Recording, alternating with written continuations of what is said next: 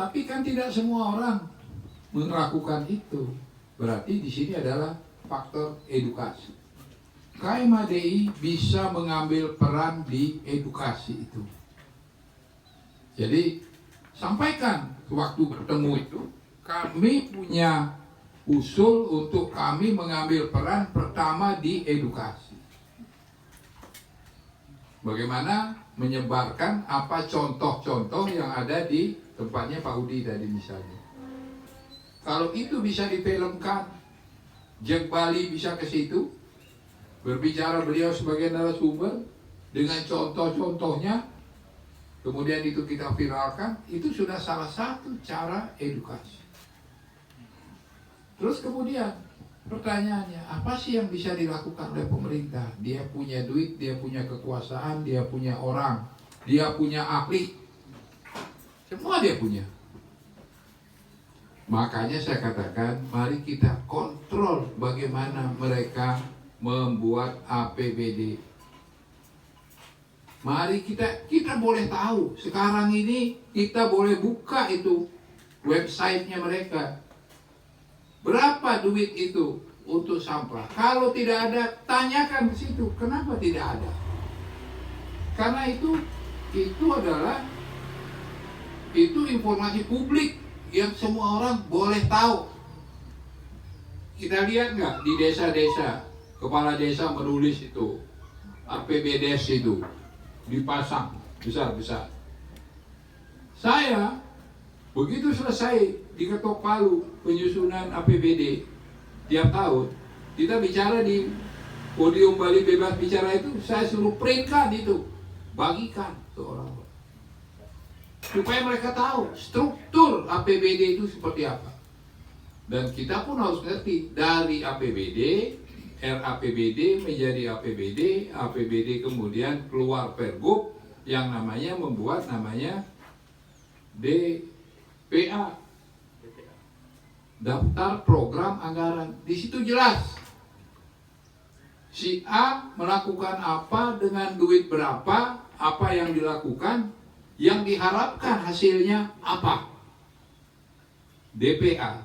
Dan itu dokumen umum. Itu yang seringkali kita tidak tahu, sehingga kita tidak bertanya. Jadi sekarang saya buka supaya rakyat Bali itu ngerti apa haknya dan apa kewajibannya. Dia berhak tahu setiap sen uang yang ada di pemerintah itu, dia berhak tahu untuk apa uang itu. Kan kita nggak tahu sekarang. Kalian berhak untuk tahu. Sekarang yang spesifik saja, apa yang dilakukan oleh pemerintah untuk sampah ini? Coba tanya itu. Ada UPT sampah di provinsi itu. Ibu siapa namanya? Adi. Nah, itu di Dinas KLH, Kehutanan dan Lingkungan Hidup. Undang dia. Coba KMHDI undang dia.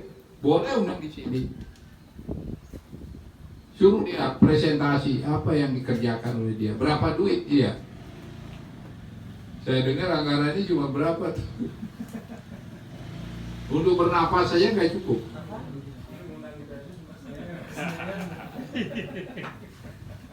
Jadi dari 7,5 triliun itu nggak tahu berapa. Padahal persoalan ini persoalan serius. Tanya, kenapa begitu? Setelah begitu baru tanya pejabat yang nyusun itu, kenapa begitu? Kalau di kantor gubernur zaman saya ada itu pabriknya itu, ada tempat pengolahan sampah, tidak ada daun satu lembar pun yang keluar. Tiap hari kerjanya mengutin daun-daun itu, yang itu. Jadi pupuk, ada pabrik pengolahan pupuk mini di samping sebelah lapangan tenis itu. Tapi udah nggak jalan lagi sekarang. Iya. Dan itu mensuplai pupuk untuk semua kantor-kantor gubernur yang ada di Denpasar. Semua. Kan ada tanaman-tanaman, itu pupuknya dari situ semua. Gratis. Ada itu.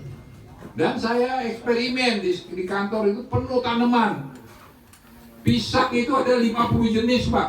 Pisang saya tanam. Tapi begitu saya di gubernur, di bulldozer katanya. Sayang sekali kita ngumpulin bibit pisang 50.